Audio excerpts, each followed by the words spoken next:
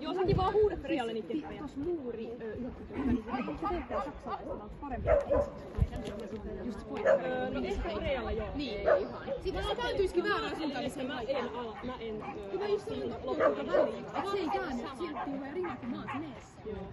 Ei, Saarko meni näin. Toi keppien jälkeinen, just toi putkihyppy, mitä tuli äsken, väärät puolet juoksii. Siihen mä oon suunnitellut leikkauksen.